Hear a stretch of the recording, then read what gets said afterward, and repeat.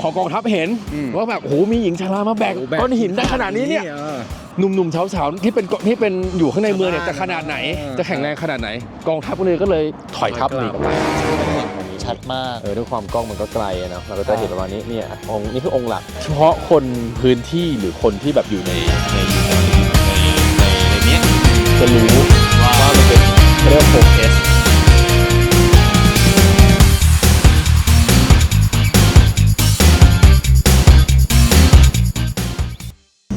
นะฮะเรากำลังไปที่ต้าหลีกันนะครับในรถไฟความเร็วสูงนะครับตื่นแล้ว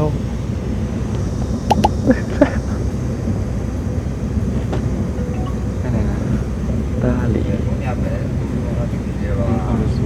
ความเร็วสูงประมาณหนึ่งอุ้ยตรงนี้สวยถ่ายแบบไม่สวยแหละ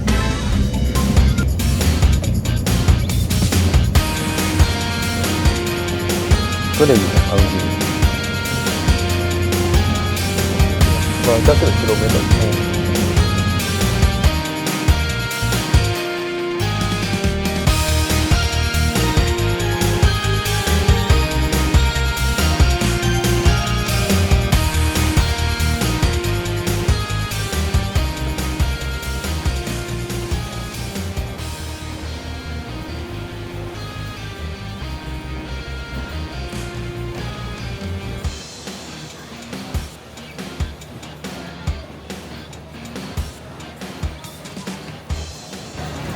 ตอนนี้เราก็มาถึงต้าลี่แล้วฮะสถานีรถไฟต้าลี่นะฮะ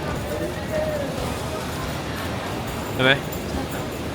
ใช่ครับเย้ตอนนี้เราอยู่ที่ต้าหลีนะฮะก็เป็นเมืองหนึ่งที่อยู่ในมณฑลยูนนานนะฮะก็นั่งรถไฟมาประมาณ2 ชั่วโมงถ้าขับรถประมาณ4 ชั่วโมงจากคุณหมิงครับชื่อจะสับสนนิดหนึ่งเพราะว่าเราไปหลังใช่เราไปหลังเมืองกันวันนี้เราอยู่ต้าหลีนะฮะต้าหลีเราอยู่ที่ไหนฮะตอนนี้เราอยู่ที่วัดเจ้าแม่กวนอิมแปลงกายครับอะไรมาถึงต้องเป็นเจ้าแม่กวนอิมแปลงกายเรื่องนี้นะครับผมต้องถามพี่ยูโดเลยจากพี่ยูโดก็จะไปถามพี่กีนะฮะพี่กีเขาเขียนสคริปต์มาให้เขาบอกว่าเขาพูดคล่องมากเลยได้ที่เขาเล่ามาว่ายังไงเขาบอกว่ามีตำนานเล่าขานกันมาอย่างยาวนานเลยว่าแบบเจ้าแม่กวนอิมเนี่ยก็คือเหมือนเขาเป็นเหมือนเทพที่ปกปักรักษาอยู่ที่นี่แล้วเขาก็มีวันนึงเนี่ยมีกองทัพจะมาบุกต้าหลีใช่ไหมแล้วเนี่ยเจ้าแม่กวนอิมเนี่ยก็แปลงกลายมาเป็นหญิงชราเป็นอาม่าแล้วก็แบกก้อนหินก้อนใหญ่ก้อนหนึ่งมายืนอยู่ข้างหน้ากองทัพระหว่างกองทัพกับเมืองพอกองทัพเห็นว่าแบบโอ้โหมีหญิงชรามาแบกก้อนหินได้ขนาดนี้เนี่ยหนุ่มๆสาวๆที่เป็นอยู่ข้างในเมืองเนี่ยจะขนาดไหนจะแข็งแรงขนาดไหนกองทัพก็เลยถอยทัพหนีกลับไปก็เลยเป็นตำนานฮะเป็นตำนานของเป็นเรื่องเล่าเนาะเจ้าแม่กวนอิมแปลงกลายที่แบบชาวเมืองก็นับถือแล้วก็เหมือนแบบสร้างเป็นเขาเรียกว่าสถานสิ่งศักดิ์สิทธิ์ที่ปกปักรักษาเมืองต้าหลีครับแล้วนี่คือเรามาทำอะไรกันวันนี้เราก็จะมากราบไหว้ซึ่งขอพรเกี่ยวกับเรื่องอะไรได้บ้างครับที่นี่ก็เขาบอกว่าเรื่องสุขภาพความแข็งแรงเงินทองงานอะไรใช่ครับเดี๋ยวเราลองเดินขึ้นไปดูกันนี่ไงโอ้โหนี่ไงที่เขาทำเป็นรูปมาคือเป็นเจ้าแม่กวนอิมแบกหินคือหินก้อนใหญ่มากเล่าให้ฟังในตำนานเมื่อกี้ก็คือแปลงเป็นหญิงชรานะฮะที่แบกก้อนหินนะครับก็จะเป็นประมาณนี้เนาะโอ้โห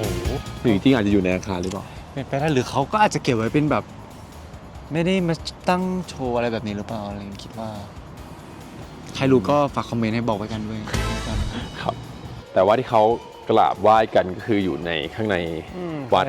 ข้างในสุดครับนะฮะก็เป็นพระพุทธรูปนั่นแหละเป็นองค์เทพเจ้าครับ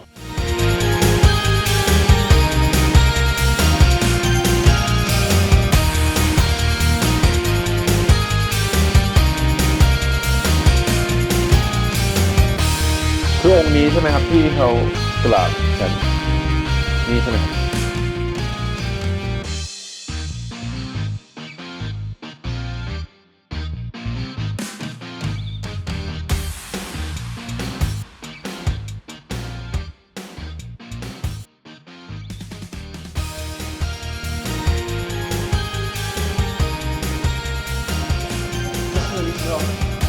อันนี้ก็เป็นเหมือนวางไม่ใช่กับตรงนี้หรอก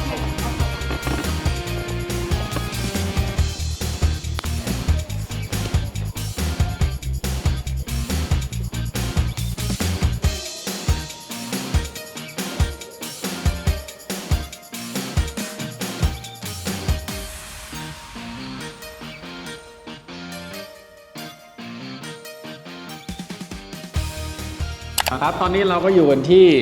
อยู่ที่เมืองโบราณ เมืองโบราณ ต้า หลี ครับ นะครับผมก็ประวัติเป็นไงฮะ เขาบอกว่าเป็นเมืองที่โบราณมากๆเพราะว่าเขาผ่านมาสองราชวงศ์ ราชวงศ์ถังจนถึงราชวงศ์ชิง ใช่ ครับผมก็เมื่อก่อนจะเป็นเมืองที่แบบรุ่งเรืองมาก ครับ ๆทางด้านการค้าขายแล้วก็ ครับ ห ผม ลายๆอย่างเนาะจนตอนนี้มันก็แปลเปลี่ยนมาเป็นเมืองท่องเที่ยว อืม เพราะว่าแถวนี้นะฮะมีทะเลสาบไหนะเป็นทะเลสาบที่สวยมากๆที่แบบว่าเอาจริงๆคือเป็นเมืองที่บอกว่าเป็นเมืองที่ดาราจีนมาซื้อบ้านพักตากอากาศเยอะมาก และเป็นเมืองที่ติด1 ใน 10ของเมืองที่น่าอยู่ที่สุดในจีน อืม เขาก็เลยเหมือนแปลเปลี่ยนมาเป็นเมืองท่องเที่ยว เมืองที่แบบบรรยากาศดีอากาศดีอะไรเงี้ยครับก็โชคดีที่เราแบบได้มาแต่ว่าพอดีฝนมันก็อาจจะตกนิดนึงเดี๋ยวเราเข้าไปดูข้างในว่าเมืองโบราณเป็นยังไง ใช่แต่คือมันดูไม่โบราณเท่าไหร่เลยนะตอนนี้ ตรงนี้ไม่โบราณเท่าไหร่แต่ข้างในแต่โบราณอยู่ จริงเหรอ เพราะว่าจริงๆดูกำแพงก็ดูแบบดูเก่าแก่อยู่ ดูเก่าแก่อาจจะดูเก่าแก่ด้วยบางอย่าง แต่ว่าก็อันนี้เราเดินขึ้นไปข้างบนชั้น 2 เป็นเมืองไปจะเห็นเมืองโบราณทั้งหมดเขาบอกชั้น 2ใช่ นี่นะฮะเดิน นี่ เข้า ค ไป รับ เลยนะฮะเราก็จะเดินขึ้นมาสวยมาก คือข้างล่างเนี่ยครับก็จะเป็นเมืองโบราณทั้งหมด อือฮึ ซึ่งเราจะเห็นหลังคา ตอนนี้ครับเราก็อยู่ฝั่งทางทิศใต้ ก็คือฝั่งตรงข้ามไปทิศเหนือ ฉลาด ฉลาดดีโอ้โหนี่เป็นประตูที่แบบว่าอุ้ย looking good นะพบ looking good ไหม ครับ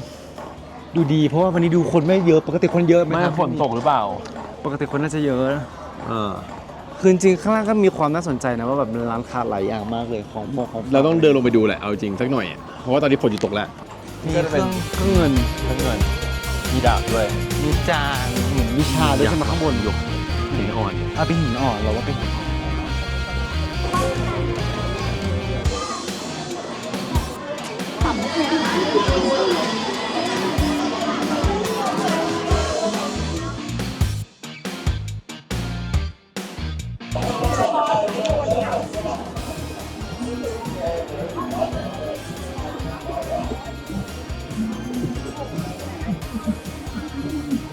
สั่งเลยครับ สั่งเป็นไอติหรอไม่ใช่สั่งอะไรกาแฟครับอันนี้เราอยากกาแฟเขาบอกว่าที่ยูนานเนี่ยจะขึ้นชื่อเรื่องกาแฟเราก็เลยลองเป็นกาแฟของที่นี่ดูว่าเมล็ดกาแฟของที่นี่จะมีรสชาติเป็นยังไง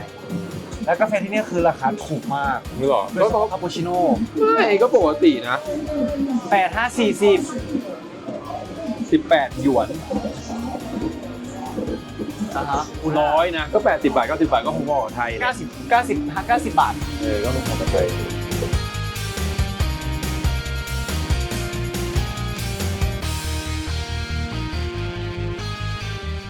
โอ้ยกางร่มให้ด้วยบ้าบอ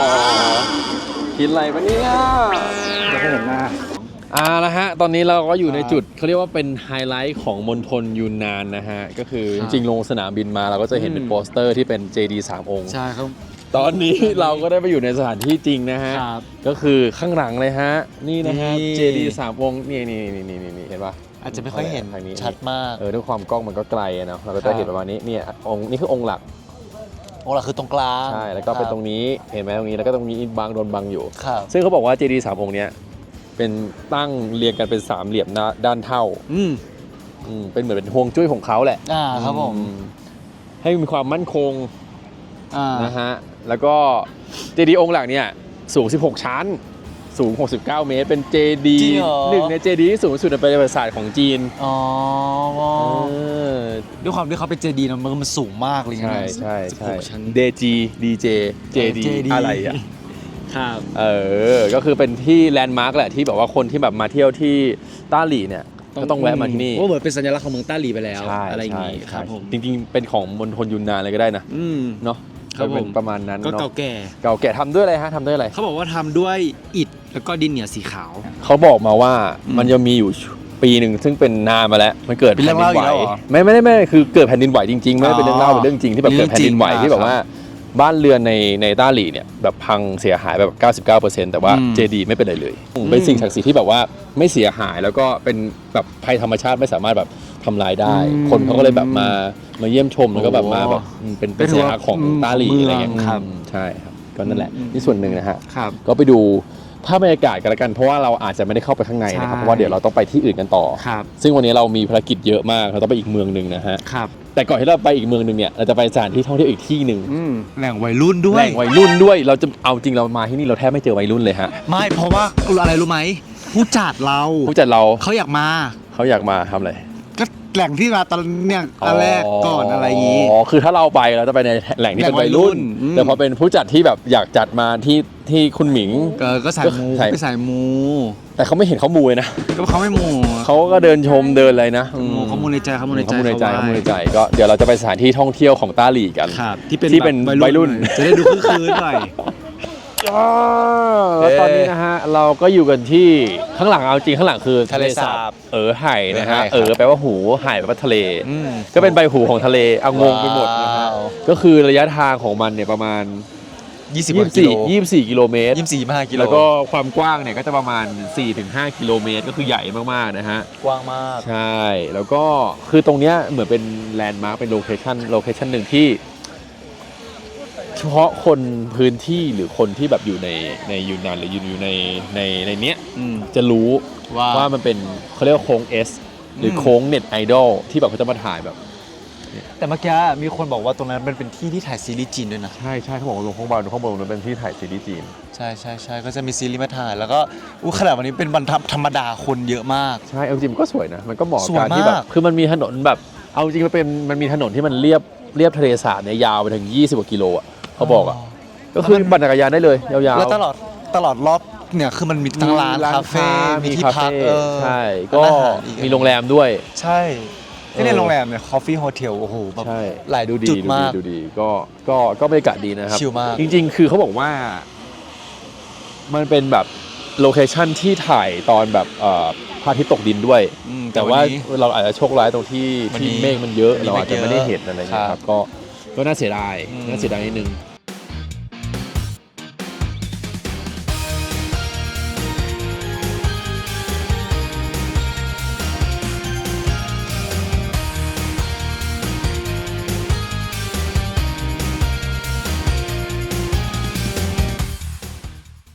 เย้อ่าฮะ ทำไมมันดีดอ่ะจะมาอยู่ดีดอ่ะจะได้กินข้าว หิว จะได้กินข้าวอ่ะคือตอนนี้เราก็อยู่ที่เมืองโบราณลี่เจียง ลิเจียงครับ ลี่เจียงเนาะเราก็นั่งรถมาจากต้าหลี่ประมาณสักเกือบ3 ชั่วโมง ก็นานอยู่นะ นานอยู่แล้วก็มาถึงตอนนี้ประมาณ จะ4 ทุ่ม 3 ทุ่มครึ่งแล้วก็ ยังไม่ได้กินข้าวเลยอะ เราก็เลยมากินข้าวนี่คือร้าน ครับ เด็ดร้านดังของเมืองโบราณ อืม ลี่เจียงคือ ครับ เหมือนเป็นอาหารพื้นบ้าน เป็นอาหารโลคอลของยูนนานด้วยก็คือเป็นร้านเขาเรียกว่าเป็นชื่อร้านก๋วยเตี๋ยวข้ามสะพาน ข้ามสะพาน ทำไมถึงต้องข้ามสะพานนะครับ เพราะว่าฟุกไปอ่านมาแล้วประวัติเขาบอกมาว่า ครับ เรื่องเล่ามีอยู่ว่า ครับ คือมันมีสามีภรรยาคู่หนึ่งอะไร ครั เงี้ บ ยแล้วสามีเขาจะไปสอบจองหงวน เป็นข้อสอบแบบข้าราชการ ฟิลนั้น อ่า แล้วเขาก็เลยบอกภรรยาว่าเขาเนี่ยจะไปอ่านหนังสือที่เกาะแห่งหนึ่ง เก่าแห่ง เกาะแห่งหนึ่ง ครับแล้วไงต่อครับ แล้วเขาก็หนีเหมือนเขาก็หลบภรรยาไปอ่านหนังสือเกาะนั้นอะไร หล เงี้ย บคือแบบหลบได้ดีหรือหลบด้วยแบบว่า ก็ไม่รู้เหมือนกันว่าดีไม่ดีอะไรเงี้ย โอเค ก็คือ โอเค เอาเป็นว่าเขาไปหลบอ่านหนังสือที่เกาะแห่งนั้น อ่า อะไรเงี้ยแล้วภรรยาเขาก็เป็นภรรยาที่ดี ครับ ห่อกับข้าวไปให้สามีทานที่เกาะอะไรอย่างงี้ อืม โดยตอนแรกที่เขาไปเขาก็เหมือนกับข้าวไปถึงแล้วมันเย็นอะ มันเย็นก็คือแบบ มันไม่อร่อย หมายถึงว่าไปถึงตอนเย็น ไม่ใช่ไปถึงแล้วมันอาหารมันเย็นกับข้าวมันเย็นไปหมดแล้วอะไรเงี้ยเขาก็เลยหาวิธีว่าแบบเขาจะทำอะไรไปให้สามีทานดีโดยที่ไปถึงแล้วกับข้าวมันยังร้อนอยู่ แล้วเขาทำยังไงครับ ก็เนี่ยแหละครับที่เราจะมากินวันนี้ก็คือเป็นหม้อดินถูกไหม เป็นหม้อดินซึ่งหม้อดินเนี่ยคือร้อนมากเขาบอกร้อนมาก ใช่ ซึ่งเวลาเดินข้ามเกาะเนี่ยก็ยังร้อนอยู่ ร้อนอยู่ด้วยเขาถือเป็นอย่างนี้เลยนะ มือพองไปเลยเหรอ มือเลยรักสามีมากไม่ใช่แล้วก็เวอร์ไปเราก็ห้ามเลยดิ นั่นแหละเขาก็ถือไปที่เกาะแล้วยังร้อนอยู่อะไรเงี้ย มันก็เลยเกิดเป็นตำนานมาแล้วก็เกิดเป็นร้านนี้มานั่นก็คือก๋วย ก็ เตี๋ คื ย อ ว สามีภรรยาฮะ ข้ามสะ พอ พาน สอบข้าราชการไม่ติดปุ๊บเนี่ยก็เลยมาเปิดร้าน ติดไม่ติดไม่รู้ติดไม่ติดอาจจะไม่ติดก็ได้ อาจ แล้ จะ วมาเปิด ไม่แน่นี่อาจจะเป็นร้านของเขาก็ได้นะเอาก็เขาเป็นคนคิดค้นวิธีการทำอ่ะวิธีการทำเอาให้มันร้อนอยู่อ่ะเขาอาจจะเป็นต้นกำเนิดของร้านก๋วยเตี๋ยวข้าวสะพานก็ได้นะฮะ ใช่ ซึ่งเส้นก๋วยเตี๋ยวของยูนนานก็จะเป็นสไตล์แบบคล้ายๆเส้นขนมจีน แต่มันจะมีความเหนียว อาจจะเป็นคล้ายๆแบบขนมจีนผสมเฝอ ประมาณ ซึ่ง นั้น มีความเหนียวขึ้นมาหน่อย เหนียวขึ้นมาหน่อย ก็ลองดูว่าข้างในอาหารก๋วยเตี๋ยวเนี่ยจะเป็นยังไงรสชาติจะเป็นไง ก็เดี๋ยวไปดูข้างใน ไปดูกันดีกว่าครับ เ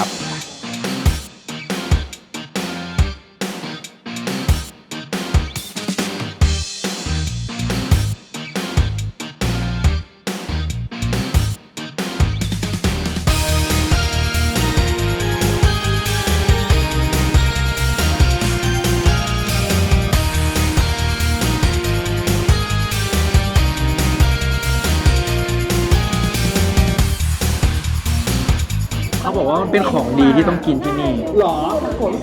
ถั่วลูกไก่ เขาบอกมันจะไม่มีรสชาติ ยำถั่วลูกไก่ ว่าจิ้มนะจิ้มนะจิ้มนะ อันนี้ไก่ของเรา เดี๋ยวจะเป็นคนเปิดคนแรก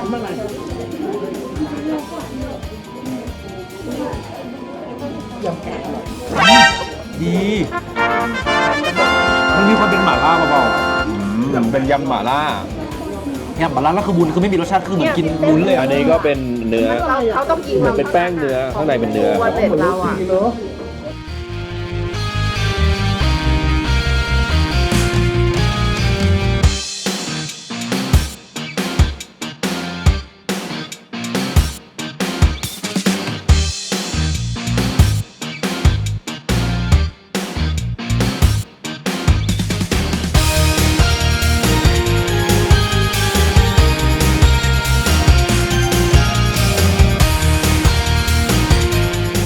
ตอนนี้ก็อิ่มหนำสำราญกับการกิน